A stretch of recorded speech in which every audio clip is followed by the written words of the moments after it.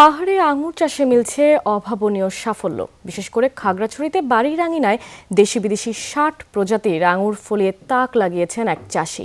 প্রতিদিন বাগান দেখতে আসছেন অনেকে। বাণিজ্যিক চাষাবাদের নতুন সম্ভাবনা দেখছেন তারা। কৃষি বিভাগও সহায়তা দিতে আগ্রহী।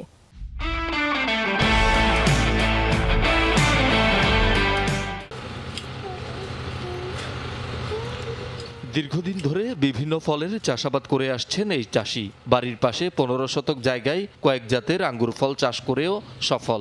তার বাগানে ১৭০টি গাছে আছে biking, glory, supernova, green long, black magic সহ ৬০ প্রজাতির আঙ্গুর। উৎসাহী হন সোশ্যাল মিডিয়া ও ইউটিউব দেখে।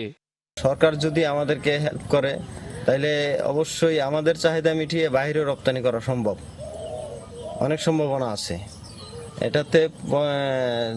যেহেতু আঙ্গুরটা হচ্ছে শীত প্রধান দেশের ফল, আমাদের এখানেও শীত আছে, তো যদি সরকারিভাবে উদ্যোগ নেওয়া হয় তাহলে এটা করা খুব সহজেই হবে।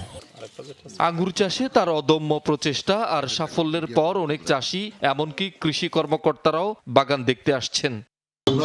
আঙ্গুরের যে বাগানের সংগৃহীত যে আঙ্গুর, সেখানে আমরা মিষ্টতা পেয়েছি 11 থেকে 12%, আর অস্টিন নামের একটি জাতে আমরা প্রায় 15.5% পেয়েছি। উনি যদি চাষাবাদে আরো দক্ষতা এবং আরো মনোযোগী হন, সামনে আরো ভালো উৎপাদন করতে পারবেন। আবহাওয়া প্রতিকূলতা কাটাতে পারলে পাহাড়ে আঙ্গুরের বাণিজ্যিক চাষাবাদও ফলন বাড়ানো সম্ভব বলছে কৃষি বিভাগ। কন্ট্রোল ওয়েদারে যদি আপনি করতে পারেন, বাইরের দেশে যেটা করা হয়, সেক্ষেত্রে কিন্তু আঙ্গুরের উৎপাদন বহুগুণ বৃদ্ধি পাবে। উনার যে টেকনোলজি, সেই টেকনোলজি গুলা উনি অনেকটা আয়ত্ত করেছে। আমরা চেষ্টা করব উনার জন্য গ্রিন হাউস বা এরকম কোনো কিছু ব্যবস্থা করার জন্য। শহীদুল সুমন, যমুনা নিউজ।